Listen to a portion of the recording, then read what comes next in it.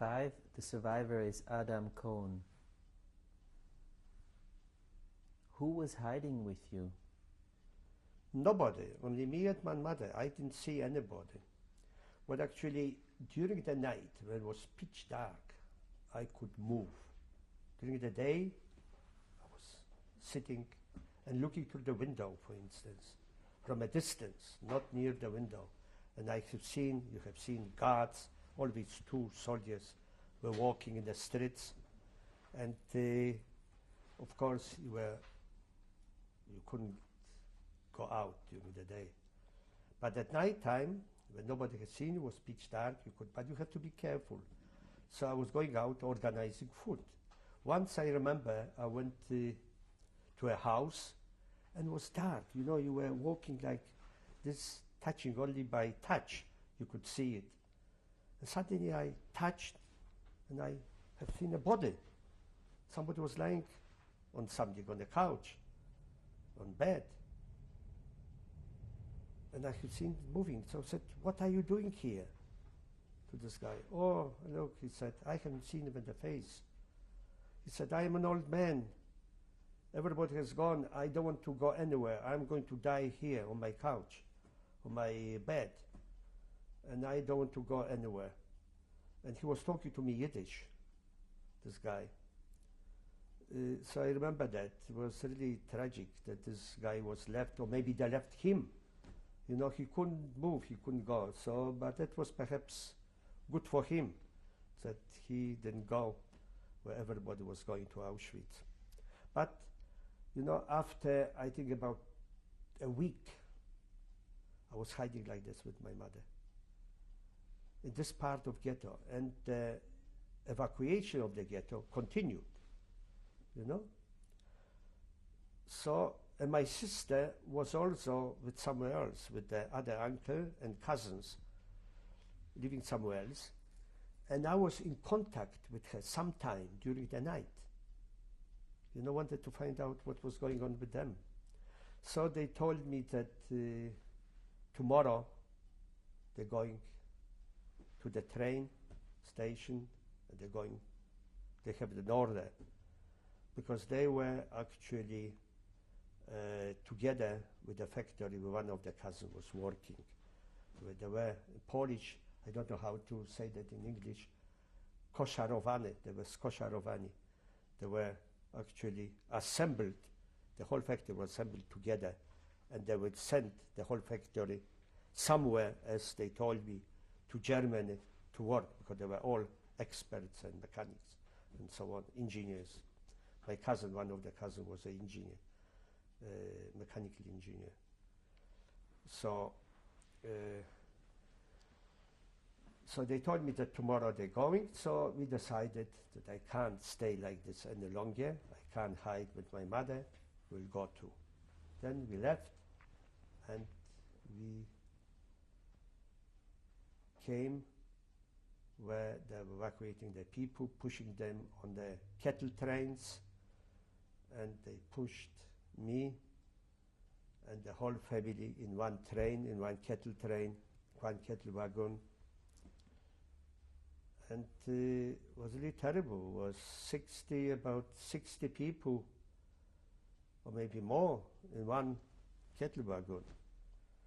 So we took a little bit with us food, whatever I had, and also our family, my sister. And we were going. We didn't know actually where we were going. Some people were telling us that they knew, but we didn't know where we are going. We were thinking maybe we're going to Germany to work. But the condition on the cattle train was really terrible, because there was no toilet, was no air. You know, in that cattle wagon was only a vent for the air to come in. You could see when you step on something, you could look through it where you're going. You could see fields. You could see fields. People were working on the fields, and we are going, you know. But the conditions were terrible, and we couldn't even lie down on the floor because there was no room. was only standing room. They were packed so much. There was no room.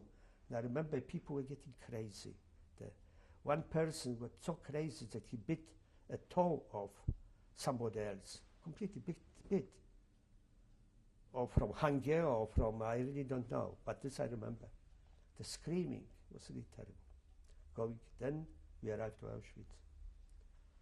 And that was the beginning of other hell, a part of the ghetto. So,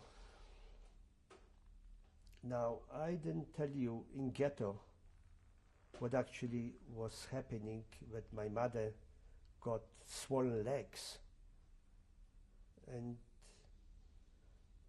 you know, we could get on prescription from a doctor in ghetto pills from the kitchens, potato pills. And potato pills had such ingredients, vitamins or maybe iron, and that was a healing medicine for some people. Not only healing, but it also was food, because from potato pills you could make. They were making cakes, baking cakes, for instance, or cooking on the, I don't know on what. So potato pill was very important thing. So in order to get potato pills, you had to have a prescription from a doctor.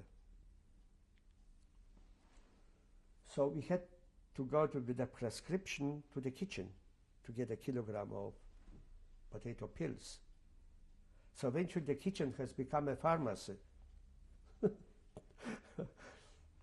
You know? So I know people were coming with those prescription, and it was very interesting. My mother was cooking the potato pills, she was eating, and the swelling on her feet disappeared because of that. When did you leave the ghetto in Lodz? When I left was, I think, was sometime, you know, I think end of August, 29, the 30th, or 1st of September, something like this, to Auschwitz. What year? 1944. How long were you on the train? The train we were going, I think, for a few days. I don't remember exactly, but it wasn't a short journey. We're going for 2 or 3 days. I don't know, don't remember. And what did you see when you stepped out of the train in Auschwitz? Yeah, when I stepped out of the train, was first of all, they asked us, there were couples. Some were Jewish, some were Hungarian, some were, I don't know, all nationalities, couples. And also were German SS. They were screaming, out, raus, out from the wagon. But I had a little bit of food, a bit of conserve, and I think a loaf of bread. So I asked the couple, would you allow me to take this with me? You can't take anything. You have just to leave everything to God. I had a golden watch with in my pocket. So I asked him, take the golden watch and let me to take this. So he took the golden watch, throw it on the ground, stepped on it. We don't need golden watches like this here. We got millions of those golden watches. We don't need it. You get out. Is that what he said? That's right, yeah. We don't need it. We got millions of golden watches here, and you get out. And I had to leave the food, the conserve, what I had, a little bit only, you know, and we had to get out. And we came out. We had, I remember, we couldn't even sit down. We had to wait for hours somewhere over there on the paddock. We were not allowed to sit down because we were so tired. The first time, because in the kettle wagon we couldn't sit, we couldn't lie down.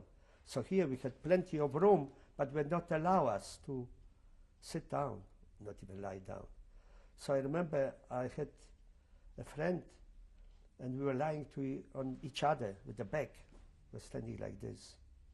And maybe sleeping also. Standing.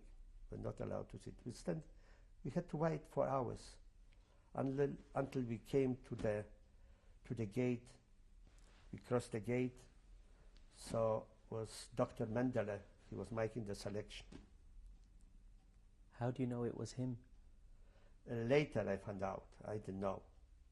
Later I found out that it was Dr. Mengele. You know?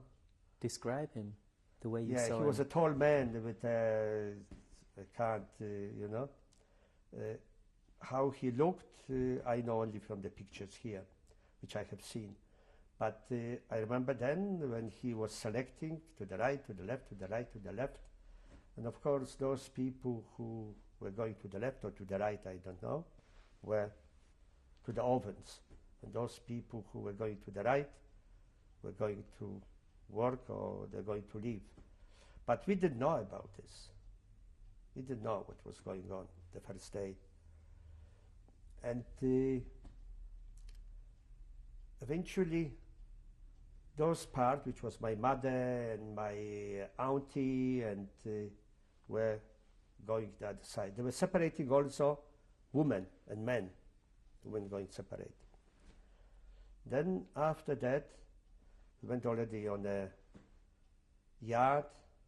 They were shaving people. Shaving, or maybe after, I really don't know, or before. Then we went to a shower. But after I found out that this shower could be also gas or shower, we didn't know. What were your last words to your mother? Pardon? What did you say to your mother when you were separated? You know, in such situation, you were completely stupid. Completely stupid. You didn't know what was going on, why they were selecting. I didn't know why they were selecting. I didn't know that they're going to kill. Later I found out about the ovens, about the chimneys. But when we arrived, we didn't know anything. So what was I thinking? That I am separated from my mother, I'm separated from the woman, separating from the family, separating from everybody. And that's all what I knew. It was a terrible situation because we know that something is happening, but we didn't know exactly when we arrived at Auschwitz. Then they have taken us to the shower, and I remember the shower. They put normally, then later I found out that the shower could be also, instead of water, the gas was coming out. They were killing the people. But we had water. We had water, and we had the shower. And the people in the shower, I remember they were telling us that yesterday, in this, somebody who was attending, that Rumkowski and somebody else from the ghetto, VIP person, was killed in the shower by the Jews, by the prisoners. Was killed there. And we came out of the shower, they gave us a uniform, a striped uniform, you know, that's what, and then it started the life in Auschwitz. And I was lucky that didn't take very long. I haven't been long in Auschwitz because I was trying to register.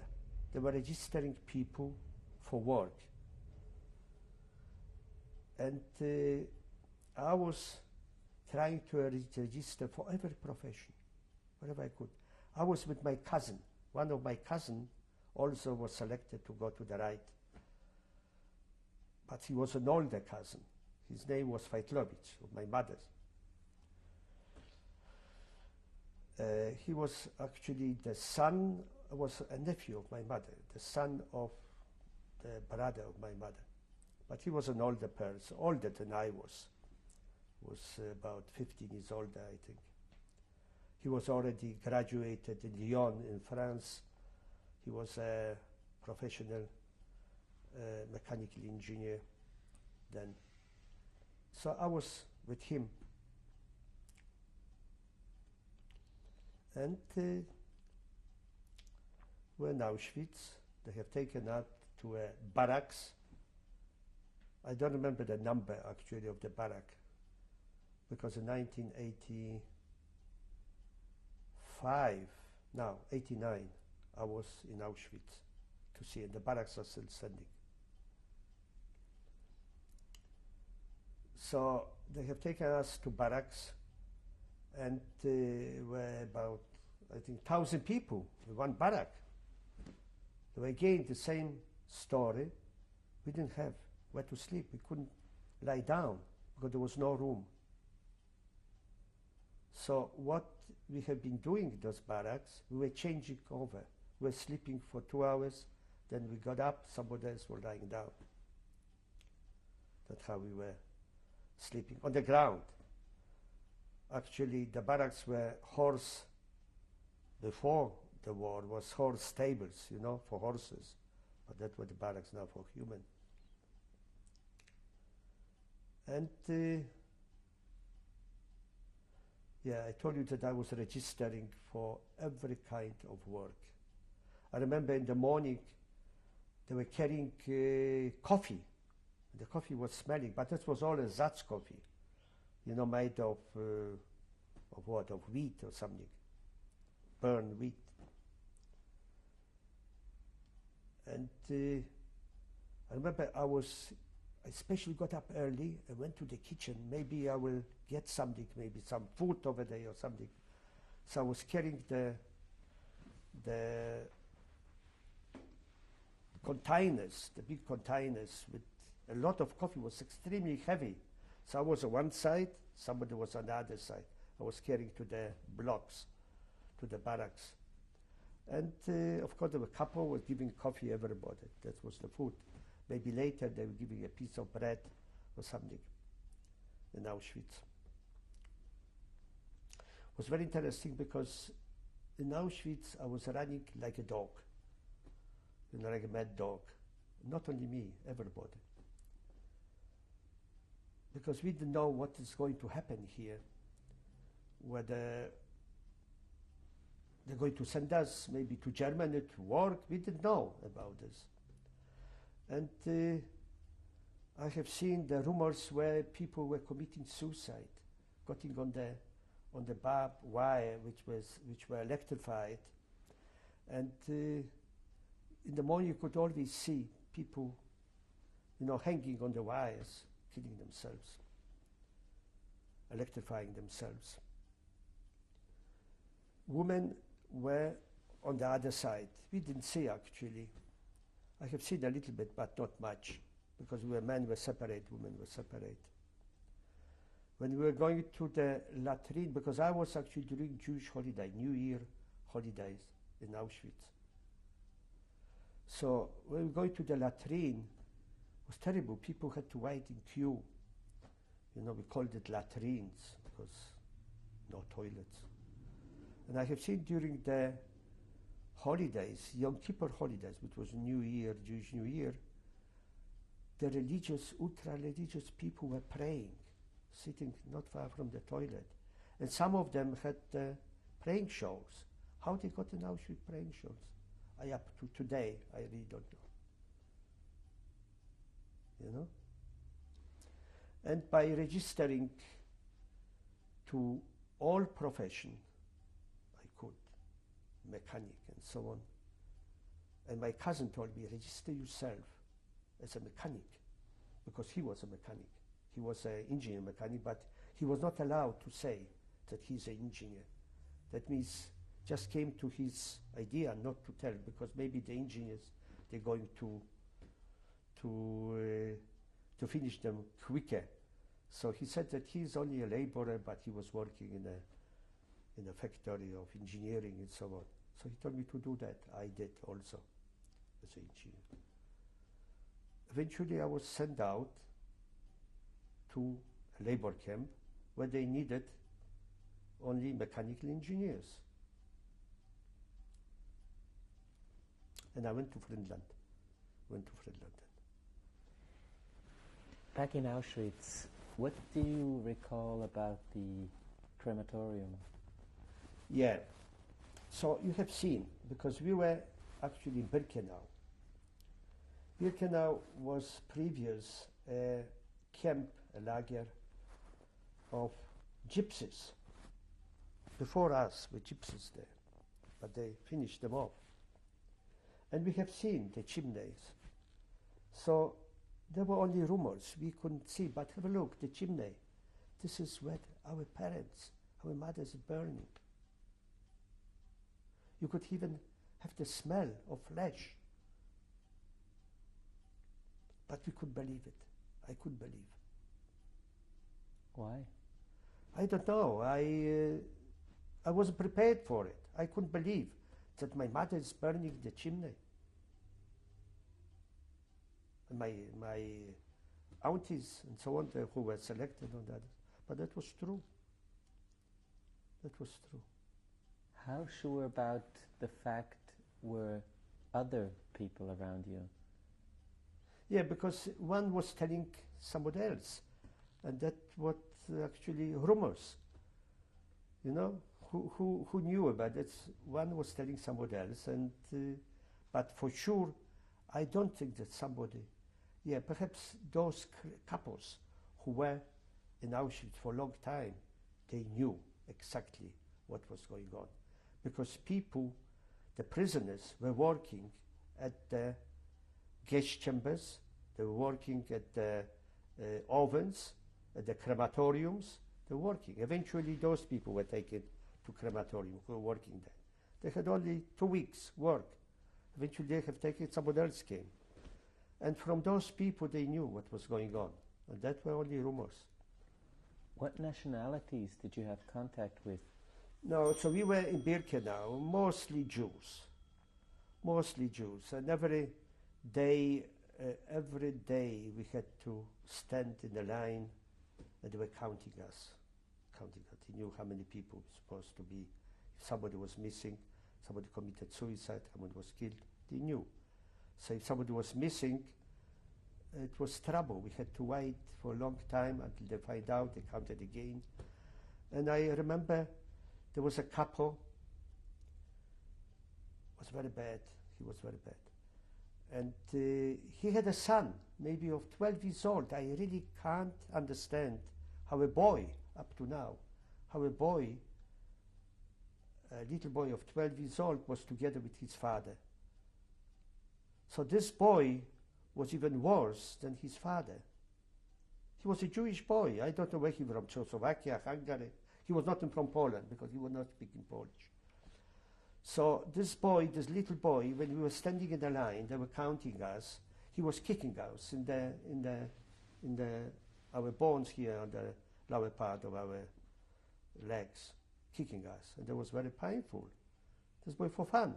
I remember that. What was his name? I don't remember. How could I know? And his father? There were actually anymore from Auschwitz on.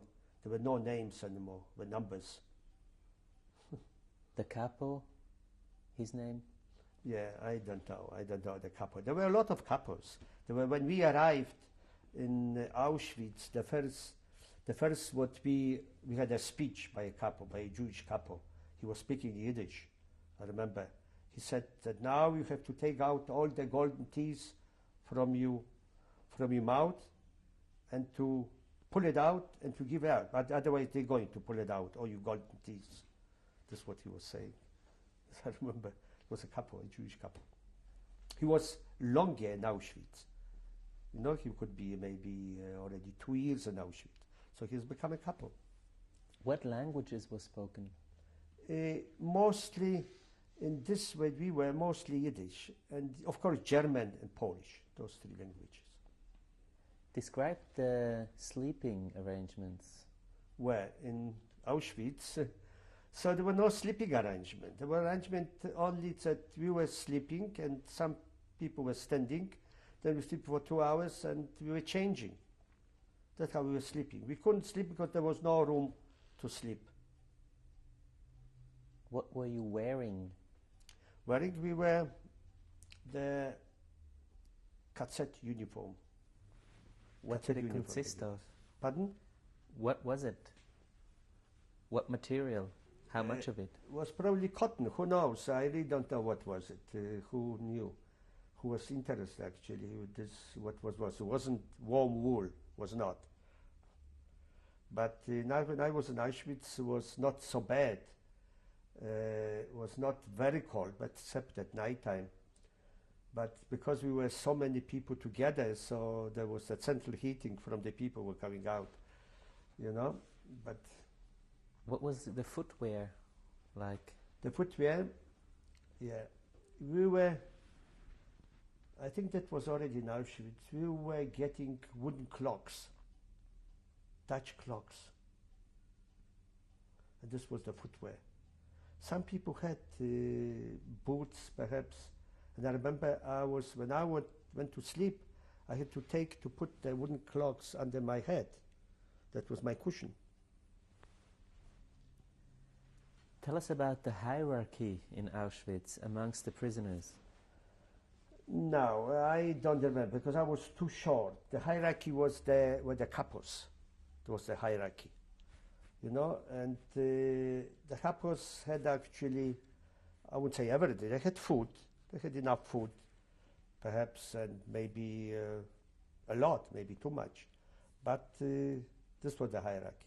That's all. But I was too short in Auschwitz to know everything what was going on, because they were sending us to Friedland, to the labor camp. But the couples were the hierarchy.